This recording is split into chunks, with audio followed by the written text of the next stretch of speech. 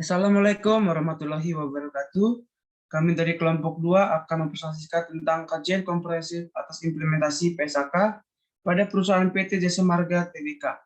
Di sini kami beranggotakan 2 orang. Yang pertama ada saya sendiri, Bram Timotarigan dengan NPM 205103106 dan rekan saya Yunita Angelika Hutahayan dengan NPM 20510310012. Selanjutnya, di sini kami akan ada 3 bahasan yang akan kami bahas. Yang pertama, profil perusahaan, overview kinerja keuangan, dan implementasi PSAK. Selanjutnya, yang pertama, profil perusahaan.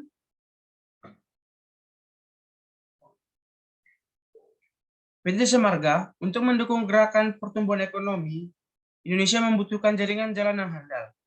Melalui Peraturan Pemerintah Nomor 4 Tahun 1978, pada tanggal 1 Maret 1978, pemerintah mendirikan PT Jasa Marga atau Persero Tbk.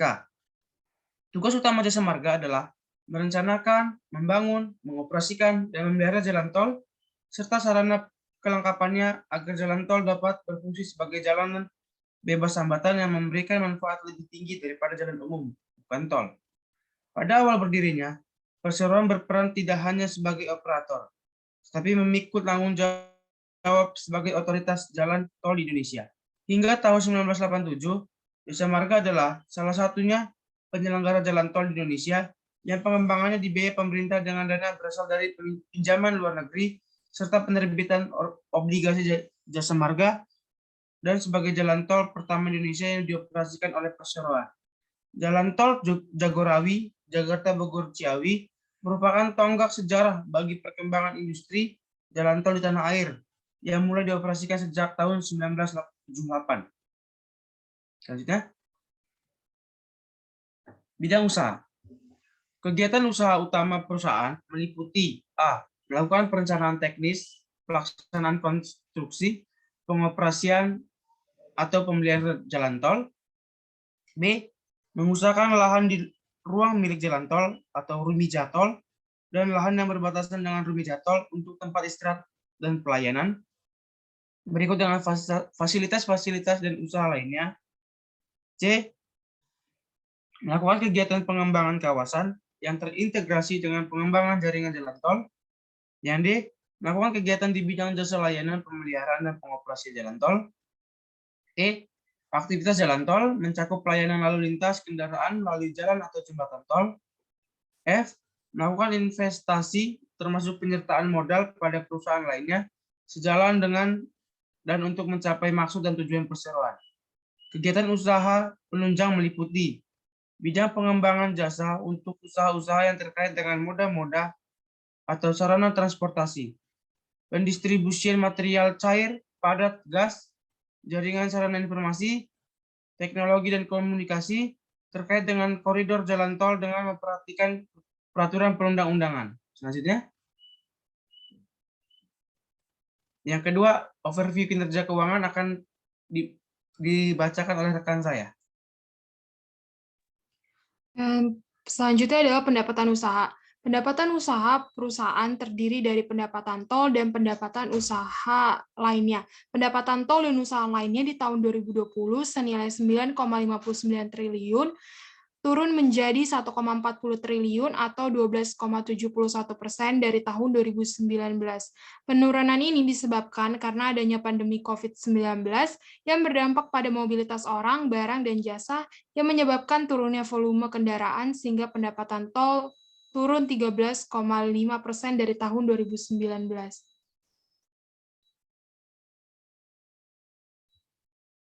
Selanjutnya, laporan posisi keuangan. Aset lancar perusahaan di tahun 2020 mencapai 10,7 triliun, turun sebesar 906,57 miliar atau 7,81% dari tahun 2019. Penurunan aset lancar ini terutama berasal dari penurunan piutang lain-lain jangka pendek sebesar 1,85 triliun, aset Sedangkan aset tidak lancar perusahaan di tahun 2020 mencapai 93,38 triliun, meningkat 5,31 triliun atau 6,3% dari tahun 2019. Peningkatan ini terutama berasal dari penambahan hak pengusahaan jalan tol sebesar 4,82 triliun atau 6,13 triliun, seiring dengan penambahan progres dari aktivitas pembangunan ruas-ruas tol baru. Sedangkan untuk total aset perusahaan di tahun 2020 mencapai 104,9 triliun, meningkat sebesar 4,7 triliun atau 4,42% dari tahun 2019. Peningkatan ini terutama berasal dari peningkatan aset tidak lancar sebesar 5,31 triliun atau 6,3% dari tahun 2019. Untuk liabilitas jangka pendek, perusahaan mencapai 14,93 triliun, turun sebesar 26,6 triliun atau 64,5% dari tahun 2019. Penurunan ini salah satunya dikarenakan oleh penurunan beban akrual atas kewajiban kepada kontraktor terkait pekerjaan atau kontraktor pre-financing kepada kontraktor yang jatuh tempo di tahun 2020. Sedangkan untuk liabilitas jangka panjang perusahaan mencapai 64,38%, 64,38 triliun, naik sebesar 29,41 triliun atau 84,12% dari tahun 2019. Peningkatan ini terutama berasal dari penambahan utang bank jangka panjang sebesar 27,31 triliun dan penambahan utang obligasi sebesar 1,99 triliun seiring dengan bertambahnya kebutuhan pendanaan karena pembangunan jalan tol baru. Sedangkan untuk total liabilitas sendiri, perusahaan mencapai 79,31 triliun, meningkat 2,82 triliun atau 3,68% dari tahun 2019. Peningkatan ini dikarenakan adanya penurunan liabilitas jangka pendek sebesar 26,6 triliun atau 64,5% dan adanya peningkatan liabilitas jangka panjang. Sedangkan untuk ekuitas perusahaan mencapai 24,78 triliun, meningkat sebesar 1,59 triliun atau 6,86% dari tahun 2019. Peningkatan ini terutama berasal dari kenaikan saldo laba dan kenaikan ekuitas neto yang dapat diatribusikan kepada kepentingan non-pengendali. Selanjutnya, laporan laba rugi. Untuk pendapatan, perusahaan terdiri dari pendapatan tol dan usaha lainnya, dan pendapatan konstruksi. Pada tahun 2020, pendapatan perusahaan senilai 13,7 triliun, turun 47,98% dari pendapatan 2019. Untuk dapat melakukan analisa kerja yang tepat, diharapkan untuk dapat menggunakan pendapatan konstruksi.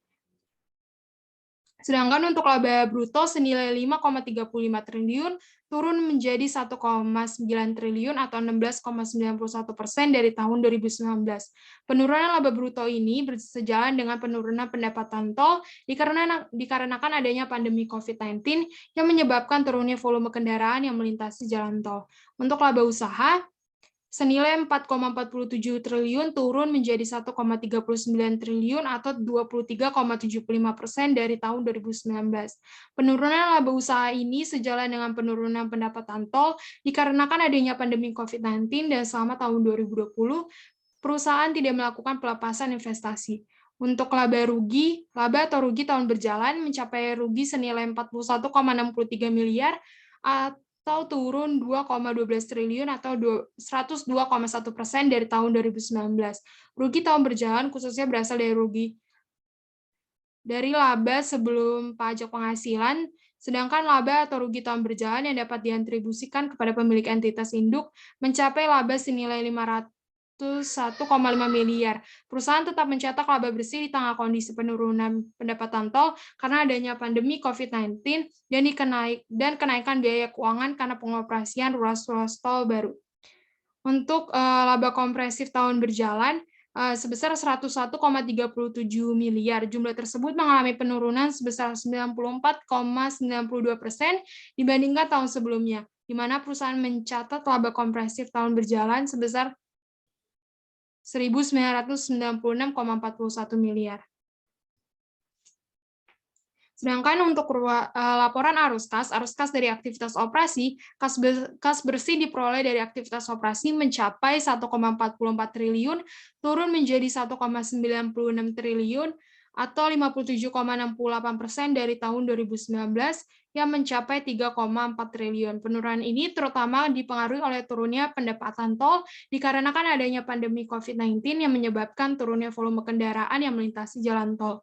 Untuk arus kas aktivitas investasi, kas neto yang digunakan untuk aktivitas investasi mencapai 24,18 triliun, naik 8,27 triliun atau 51,96% dari tahun 2019 yang mencapai 15,91 triliun.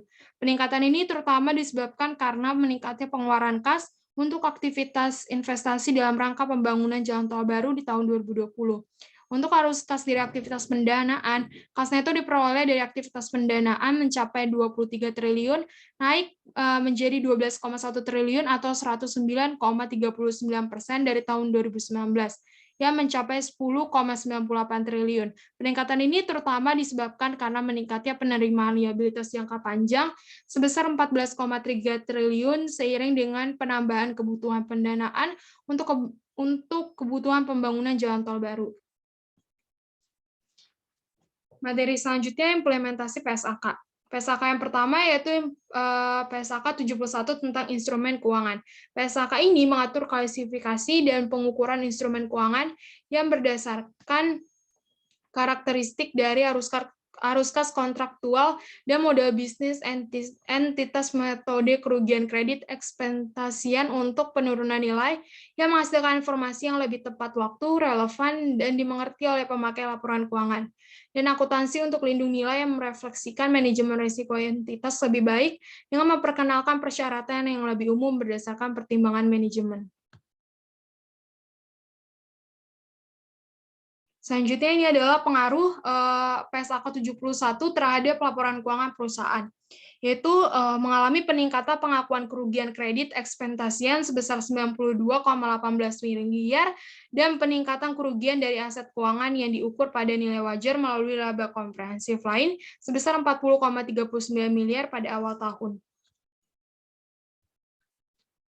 Yang selanjutnya instrumen keuangan. Instrumen keuangan ada 4. Yang pertama ada aset keuangan. Aset keuangan diklasifikasikan dalam 2 kategori sebagai berikut. Yang pertama aset keuangan yang diukur dengan biaya diamortisasi, dan yang kedua aset keuangan yang diukur dengan nilai wajar melalui laba rugi atau melalui yang kedua, liabilitas keuangan. Liabilitas keuangan dalam lingkup PSAK 71 diklasifikasikan sebagai berikut. Yang pertama, liabilitas keuangan yang diukur dengan biaya diamortisasi. Yang kedua, liabilitas keuangan yang diukur dengan nilai wajar melalui laporan laba rugi atau melalui penghasilan komprehensif lainnya. Yang ketiga, saling hapus dari instrumen keuangan. Aset keuangan dan liabilitas keuangan saling hapus dan nilai netonya dilaporkan dalam laporan posisi keuangan konsolidasian jika dan hanya jika memiliki hak yang berkekuatan hukum untuk melakukan saling hapus atas jumlah yang telah diakui dan terdapat maksud untuk menyelesaikan secara neto atau untuk merealisasikan aset dan menyelesaikan liabilitas secara bersamaan. Yang keempat, nilai wajar instrumen keuangan. Nilai wajar instrumen keuangan yang diperdagangkan secara aktif di pasar keuangan yang terorganisasi ditentukan dengan mengacu pada kuotasi harga penawaran atau harga yang diminta pada penutupan bisnis pada akhir periode pelaporan. Untuk instrumen keuangan yang tidak memiliki pasar aktif, nilai wajar ditentukan dengan menggunakan teknik penilaian. Materi selanjutnya akan disampaikan oleh rekan saya. Baik, saya akan lanjutkan materi. Implementasi PSAK 72 tentang pendapatan dari kontrak dengan pelanggan. PSAK ini adalah standar tunggal untuk pengakuan pendapatan yang merupakan hasil dari joint project yang sukses antara International Accounting Standards Board dan Financial Accounting Standards Board. Mengatur model pengakuan pendapatan dari kontrak dengan pelanggan, sehingga entitas diharapkan dapat melakukan analisis sebelum mengakui pendapatan. Kelompok usaha mengakui dan mengukur pendapatan konstruksi sesuai dengan PSAK 72 tentang pendapatan dari kontrak dengan pelanggan.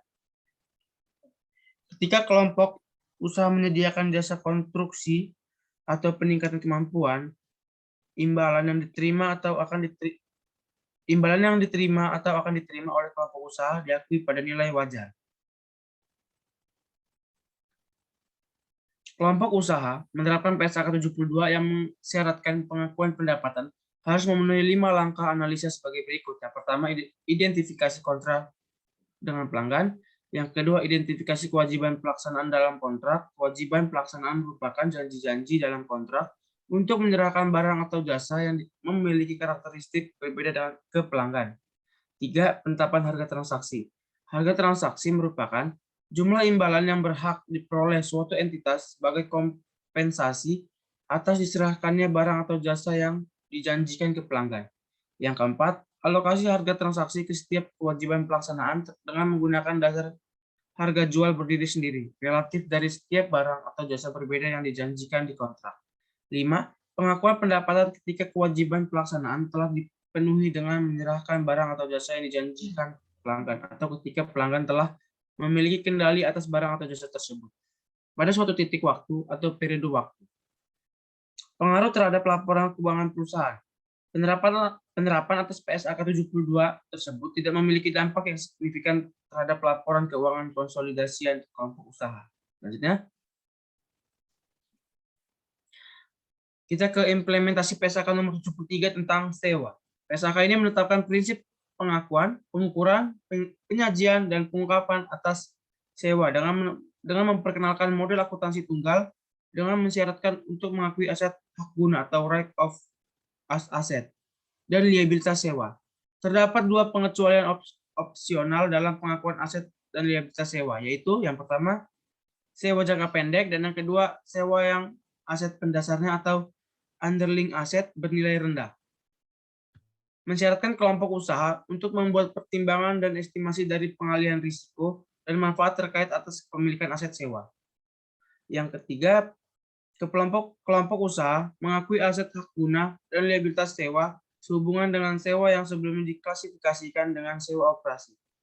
Liabilitas sewa diukur pada nilai kini dari sisa pembayaran sewa yang didiskontokan dengan menggunakan suku bunga pinjaman inkremental kelompok usaha pada tanggal 1 Januari 2020. Selanjutnya,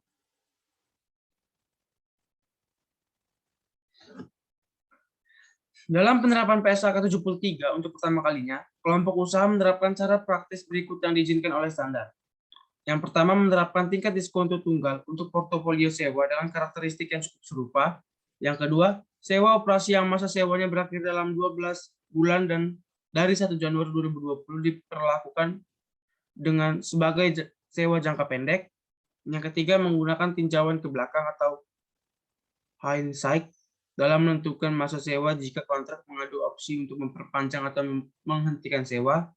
Yang keempat, untuk tidak memisahkan komponen non-sewa dari komponen sewa berdasarkan kelas aset pendasar. Yang kelima, mengandalkan penilaian apakah sewa bersifat memberatkan sesuai PSAK 57 tentang provisi, liabilitas, kontingensi, dan aset kontingensi segera sebelum tanggal penerapan awal sebagai alternatif untuk melakukan tinjauan penurunan nilai. Kelompok usaha mempunyai beberapa perjanjian sewa di mana kelompok usaha bertindak sebagai sewa untuk beberapa aset tertentu. Kelompok usaha mengevaluasi apakah terhadap risiko dan manfaat kepemilikan yang signifikan dari aset sewaan yang dialihkan berdasarkan PSAK 73 yang mensyaratkan kelompok usaha untuk membuat pertimbangan dan estimasi dari pengalihan risiko dan manfaat terkait atas kepemilikan aset sewaan. Selanjutnya, pengaruh terhadap laporan keuangan perusahaan. Dengan menerapkan standar ini, pada tanggal 1 Januari 2020, aset tetap kelompok usaha meningkat sebesar 52.512 yang terdiri dari pengakuan liabilitas sewa yang sebelumnya diakui sebagai sewa operasi sebesar 52.181 rupiah dan reklasifikasi dari biaya dibayar di muka sebesar 331. Selanjutnya, implementasi PSAK nomor 7 tentang pengungkapan pihak-pihak berelasi. Kelompok usaha melakukan transaksi dengan pihak-pihak berelasi sebagaimana didefinisikan dalam PSAK nomor 7 tentang pengungkapan pihak-pihak berelasi. Seluruh transaksi dan saldo yang signifikan dengan pihak-pihak berelasi diungkap dalam catatan 44 atas laporan keuangan konsolidasian. Tujuan dari pernyataan ini adalah untuk memastikan bahwa laporan keuangan entitas berisi ungkapan yang diperlukan untuk dijadikan perhatian terhadap kemungkinan bahwa posisi keuangan dan laba rugi telah dipengaruhi oleh keberadaan pihak-pihak berelasi dan oleh transaksi dan saldo, termasuk komitmen dengan pihak-pihak tersebut. Pernyataan ini diterapkan dalam, yang pertama, mengidentifikasi hubungan dan transaksi dengan pihak-pihak berelasi, yang kedua, mengidentifikasi saldo, termasuk komitmen antara entitas dengan pihak-pihak berelasi, yang ketiga, mengidentifikasi keadaan pengungkapan yang disyaratkan di huruf A dan B, yang keempat, menentukan pengungkapan yang dilakukan mengenai butir-butir tersebut. Selanjutnya, untuk kesimpulan, saya kasih ke rekan saya silakan. Kesimpulannya dapat disimpulkan dari analisis PSAK pada PT Jasa Marga Tbk bahwa PT Jasa Marga Tbk sudah patuh dalam mengimplementasikan PSAK tersebut. PSAK tersebut memberikan dampak yang cukup baik bagi keuangan perusahaan. Walaupun pendapatan usaha cenderung menurun karena adanya pandemi COVID-19 yang berdampak pada mobilitas orang, barang, dan jasa yang menyebabkan turunnya volume kendaraan. Saya kembalikan kepada moderator. Baik, terima kasih kepada rekan saya. Sekian presentasi dari kelompok 2. Maaf bila ada kata-kata yang kurang berkenan. Saya ucapkan terima kasih. Wassalamualaikum warahmatullahi wabarakatuh.